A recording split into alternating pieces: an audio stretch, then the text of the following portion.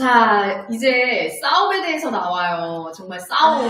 다들 어떻게 싸우시나요? 우리는 사랑하는 사람과 싸우게 되어 있습니다. 싸우지 않을 거다? 기대를 하지 마세요. 결혼하신 분들, 현명하게 가정을 이뤄나가시는 분들이 뭐라고 하시냐면 싸움 총량의 법칙이 있다. 이렇게 표현을 하시거든요. 부부가 정말 서로를 이해하고 그 임계점을 넘어가려면 이 총량을 채워야 된다는 거예요. 이만큼 싸워야 된다는 거죠. 네, 싸움에도 방식이 있다고 여기 작가가 알려줍니다. 네, 우리가 이제 부부싸움을 나쁘게만 볼 게 아니라 보물지도라고 생각을 하라는 부분이 있잖아요. 그쵸. 이게 진짜 이 말도 받아들이기 쉽지 않죠? 부부 사이의 갈등을 장애물이 아닌 보물지도 갈등을 통해서 서로에 대해 더 이해하게 되면요. 이제 배우자 그리고 더 나아가서 나라는 사람한테 관해 훨씬 더 많이 알게 되는 거죠. 네, 그리고 일부 심리 치료사들이 싸움의 내용보다는 싸움하는 방법 이게 더 중요하다고 하거든요. 네. 한국 사회가 안 싸우는 커플 보면 다 부럽다 생각하죠. 맞아. 그런 인식들이 있잖아요. 부부싸움을 하면 저기는 되게 불행한 집이고 되게 문제가 있는 집이고 이렇게 해서 생각을 많이 하는 것 같기는 해요. 자, 우리는 소매를 걷어붙이고 싸우고 협상하는 과정을 통해서 더 나은 결혼 생활로 나아가야 합니다. 자, 외우둥이들 파이팅! 부부싸움의 기본 원칙 중 하나, 문제가 있을 때는 상대방의 관점이 아니라 나의 관점에서 표현하는 거. 너가 그랬잖아! 이게 아니라 내가 그랬다. 내가 이렇게 얘기하라는 거죠. 맞아. 여기 어떻게 나오냐면 네가 이렇게 했어! 이게 아니라 내가 이런 걸 봤어. 추측하지 않고 그냥 내가 받은 인상만 얘기를 하고 맞아요. 그래서 나 기분 좀 안 좋았어. 불쾌했어. 이렇게 내 기분을 얘기하는 거예요. 그렇죠. 그 다음 마지막 단계는 다음에는 어떻게 했으면 좋을지를 얘기를 하는 거예요. 상대방한테. 그러니까 네 탓이야! 이러면 솔직히 상대방도 엄청 방어기제 생기잖아요. 솔직히. 맞아요. 근데 이제 맞아요. 차근차근 나의 입장에서 내가 느낀 거를 얘기를 하는 거죠. 자, 그리고 이제 중요한 부분 또 나오죠. 상대를 비난하는 말로 싸움을 시작한 사람들을 이제 비난자라고 부른다고 해요. 내가 원하는 게 무엇인지 상대가 알게 하려면 그냥 간결한 게 좋다고 합니다. 그냥 핵심만 말하고 빨리 끝내는 거죠. 근데 저도 이 부분 사실 되게 부족한 게 구구절절 말하거든요.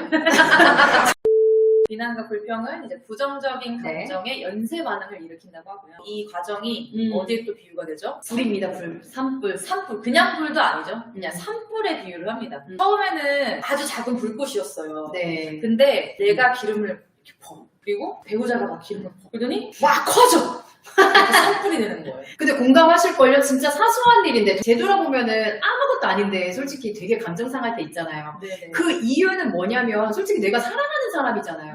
사랑하는 사람인데 이 사람이 나한테 문제 있다고 지적하면 그거 어떻게 듣고만 있을 수 있어요. 그러니까 되게 방어기제가 심해지고 방어적인 태도를 취할 수밖에 없는 거예요. 자, 여기 중요한 얘기가 나왔어요. 회피형. 우리 얘랑이는 회피형이라 싸우면 안 된다. 신부님 안 됩니다. 여기 그게 나와요, 신부님. 회피형. 빨리 여러 가지 반칙들이 있다고 표현합니다. 네. 자, 반칙은 왜 반칙일까요? 치사한 거니까 쓰지 말라는 거잖아요. 맞아요. 부정당당하지 않다라는 그렇지. 건데 냉소적인 태도라고 얘기를 해요. 이 냉소적인 태도는 앞에서 우리가 계속 얘기했죠. 상대를 무시하는 태도를 동반하는 경우가 많다고 합니다. 그리고 도피자 유형은 절대 좋지 않다는 거예요. 맞아요. 어떻게 생각하냐면 저 사람은 날 사랑하지 않는다라고 받아들일 수밖에 없다는 거예요. 맞아요. 네, 근데 예외도 있다고 해요. 결혼 초기에는 이제 도피 방식이 위험할 수 있는데 어느 정도 이제 몇십 년 산 부부한테는 시간을 서로 갖는 것도 맞아요. 되게 괜찮은 방법이 될 수 있다고 하지만 여기서 중요한 거 지금 막 감정이 격해졌어. 서로를 너무 잘 알잖아요. 10년 이상 살면 그러면은 타임하고 다시 돌아와야 돼요. 그 문제로 다시 돌아와야 당연하죠. 이 문제가 해결이 안 됐잖아요. 네네. 진정이 될 때까지 시간을 갖고 다시 차근차근 풀어나가야 되는 마무리까지 하셔야 됩니다. 외동이들 싸움에도 싸우기 좋은 타이밍이 있다는 거 아시나요? 아, 정말 어려워. 인생 사랑도 타이밍, 갈등도 타이밍. 절대로 지금 싸우지 마세요. 갈등에도 타이밍. 저자가 네. 가끔 황당한 이유로 남편과 싸울 때 밥은 먹었어? 라고 음. 물어본대요. 슬쩍 물어본대요. 싸우는데. 네. 이 배고픈 상태로 문제를 해결하려면 굉장히 힘들다는 거를 작가도 아는 거죠. 그렇죠. 근데 배고프면 되게 예민해지는 사람들 있잖아요. 네, 맞아요. 근데 그만큼 또 수면 시간도 갈등 타이밍에 굉장히 중요한 요소라고 하거든요. 네. 수면 시간이 부족한 부부들이 전반적으로 결혼 생활에 부정적이라는 연구 결과도 있대요. 네. 근데 대부분 커플들은 알지 않나요? 자기 여자친구, 남자친구, 배우자가 언제 되게 예민해지는지 분명히 알잖아요. 그럴 때는 그 문제를 일단 그 예민함을 해결하고 나서 싸워라. 네. 자, 그리고 싸움의 기술 하나 더 알려드리자면 네. 갈등이 있을 때 이제 배우자예요. 얼굴을 보고 싸워라 이겁니다. 침 뱉고 싶겠지만 얼굴 보고 싸워라. 네. 저는 이 이미지도 너무 웃겨요. 지금. 왜 또 여자만 말하고 있어? 자, 그럼 갈등이 생겼을 때 어떻게 빨리 문제를 해결할 수 있느냐? 네. 이건 진짜 진심 어린 사과밖에 없습니다. 그렇지. 여기에는 전제가 붙죠. 네. 진심 어린 사과. 네. 갈등이 생긴 후에 빠른 시간 안에 사과를 하는 것이 가장 효과적이라고 해요. 자, 근데 여기서 또 문제. 신랑님들, 신부님들 어영부영 넘어가려고 미안. 이거 절대 안 돼요. 아, 이거 진정성 없는 사과. 미안이 3번 이상 되면 안 돼.